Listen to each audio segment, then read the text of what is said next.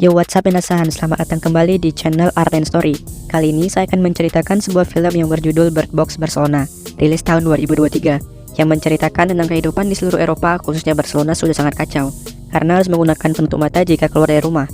Hal itu disebabkan karena ada sosok misterius yang akan mengganggu jalan pikiran mereka jika melihatnya, dan itu bisa membunuh diri mereka sendiri.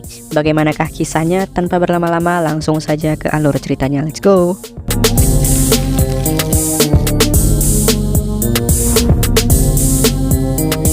Di awal film, ada seorang pria bernama Sebastian dengan putrinya Anna sedang bermain ice skating.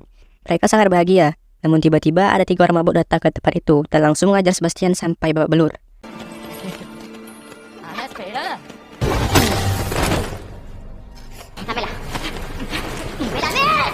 Setelahnya, mereka pun pergi dari sana menggunakan penutup mata dan berjumpa dengan orang yang lewat. Orang-orang itu berjalan menggunakan troli untuk memandu mereka satu sama lain agar bisa menuju tempat tujuan dengan aman dan selamat. Hola. Sebastian meminta untuk ikut bersama dengan mereka dengan alasan bahwa Sebastian tahu di mana tempat dari generator berada untuk menghidupkan listrik karena mereka semua sangat memerlukan itu. Tanpa pikir panjang, mereka pun menyetujuinya dan bawa Sebastian ke markas tanpa curiga sedikit pun. Namun anehnya, Anna tidak ikut bersama dengan mereka. Esconderme hasta que me llames. ¡Vámonos! Sebastián, agárrate a la puerta. Ini Sebastian sampai di markas mereka yang besar, dan di dalam sana fasilitas cukup lengkap. Ada montir, koki, hingga dokter pun tersedia. Salah satu orang yang bawa Sebastian menemui dokter, meminta dokter untuk mengobati luka Sebastian akibat dihajar oleh orang-orang di tempat sebelumnya. Médico, tenemos carpintero, tenemos mecánico. ¿Te duele? Solo cuando respiro. Orang-orang di tempat itu sangat baik kepada Sebastian. Mereka makan malam sambil bercerita satu sama lain, dan menyediakan tempat istirahat untuk Sebastian. Setelah makan malam, mereka semua tertidur. Namun Sebastian bangun dari tidurnya dan mengambil kunci dari bus itu dan menghidupkannya. Karena mereka semua tertidur, mereka tidak tahu apa yang akan dilakukan oleh Sebastian, yang akan membawa mereka keluar tanpa penutup mata. Saat orang-orang itu terbangun, mereka mencoba menghentikannya, namun sudah terlambat dan mereka keluar tanpa penutup mata.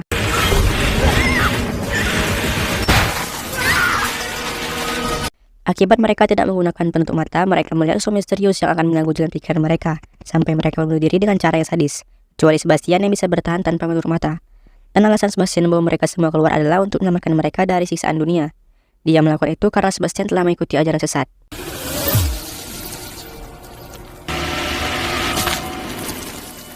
Cerita kilas balik 9 bulan yang lalu, di mana Sebastian bekerja di pembangkit listrik tenaga angin. Dia mendapatkan telepon bahwa anggota yang tewas akibat lompat ke turbin. Saat sampai di kantornya, dia mendapatkan telepon dari istrinya untuk menjemput Anna di sekolah. Dia juga melihat berita ada suatu kejadian aneh yang sudah menyerang seluruh Eropa, di mana orang-orang bunuh diri mereka sendiri tanpa alasan yang jelas. WHO menjelaskan ada gelombang kuantum yang menyerang psikis manusia, dan gelombang itu menyebabkan manusia bisa melukai diri sendiri hingga bunuh diri, yang sudah terjadi di mana-mana. Parecen haberse extendido al resto de Europa. Oye, cariño, salgo. Sebastian pun pergi menjemput Anna di sekolahnya menggunakan kereta bawah tanah, karena mobilnya hancur akibat ada orang yang jatuh dari lantai atas dan menimpa mobilnya. Namun saat di stasiun kereta bawah tanah juga terjadi kekacauan, karena tiba-tiba makhluk misterius itu datang dan membuat orang-orang di sana seperti terhipnotis sampai menjatuhkan diri mereka ke rel.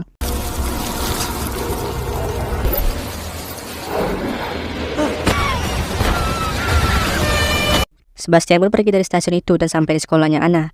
Di sana telah ada siswi yang tewas akibat bunuh diri. Mereka berdua langsung kabur dari sana dan sampai di sebuah gereja.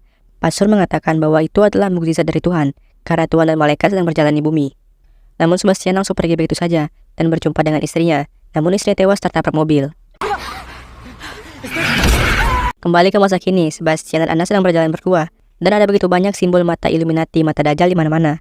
Mereka juga melihat orang yang digantung dan tewas, dan Sebastian melihat cahaya yang keluar dari orang yang tewas itu. Setelah itu, Sebastian melihat seorang wanita yang berada di depan supermarket. Dia mendatanginya secara perlahan-lahan, berniat untuk membuka penutup mata dari wanita itu. Namun ada anjing dari seorang pria yang menyelamatkan wanita itu dari Sebastian.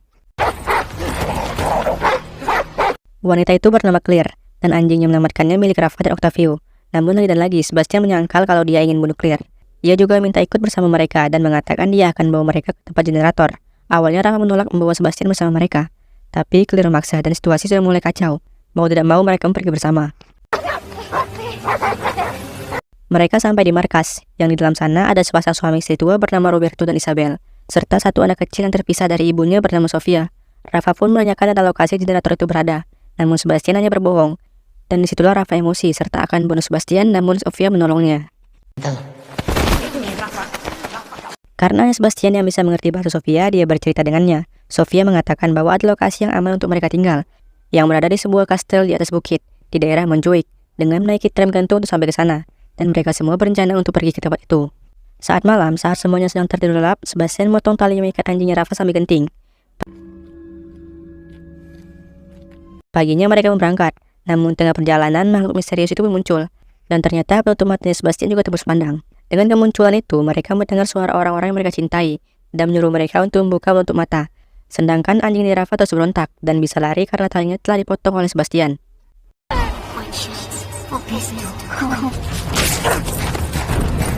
Keadaan mereka pun menjadi kacau. Rafa pergi mencari anjing-anjingnya, sedangkan Claire melepaskan tangannya dari Sofia untuk menutup telinga, sehingga Sofia berjalan sendirian dan hampir membuka penutup matanya. Untungnya ada Octavio menahan. Kini mereka bertiga bersama mencari tempat aman, sedangkan Rafa tewas karena membuka penutup matanya, dan tangan Roberto digigit oleh anjing Rafa, serta Sebastian hanya melihat mereka dan tidak berniat untuk menolong. Untungnya mereka bisa menemukan ruangan dan masuk ke sana. Cerita kembali flashback di 7 bulan lalu, di mana Anna sekarang sedang sakit, dan Sebastian berusaha untuk mencari dokter untuk menyembuhkan anaknya. Namun pastor dari gereja itu muncul kembali, dan membawa paksa Anna menuju luar, dan memaksa membuka mata Anna agar bisa melihat mukjizat itu. Namun Anna tidak mampu dan tewas setelah lompat dari gedung. Sedangkan Sebastian bisa melihat mukjizatnya, dan pikirnya telah terhipnotis dari ajaran sesat sang pastor. Dan Anna pun muncul kembali di sampingnya.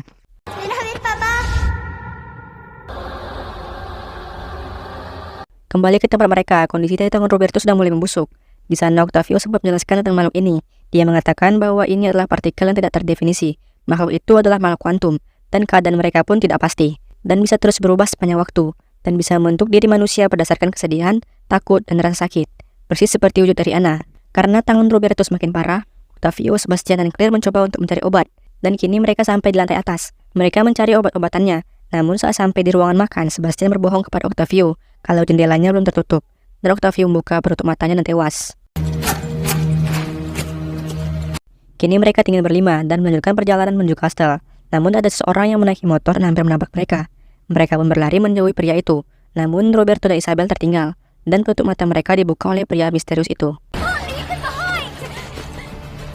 Sebastian pun membantu Claire dan Sofia untuk berlari, tapi karena hal itu, Claire mengetahui bahwa penutup mata dari Sebastian adalah palsu, dan dia berlari menjauhi Sebastian. Namun orang-orang dari pastor itu mengejar mereka, dan Sebastian berusaha meyakinkan Claire untuk percaya padanya dan menolong mereka dari orang-orang itu.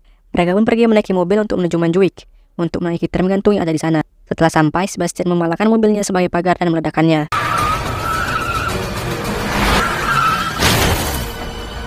Sebastian menyuruh Sofia dan Claire naik ke atas dan dia akan menahan orang-orang itu. Anna yang marah pun menyerang ayahnya, namun Sebastian tidak ragu, dia mengambil besi dan menusuknya ke Anna, dan Anna berubah menjadi seorang pria tua.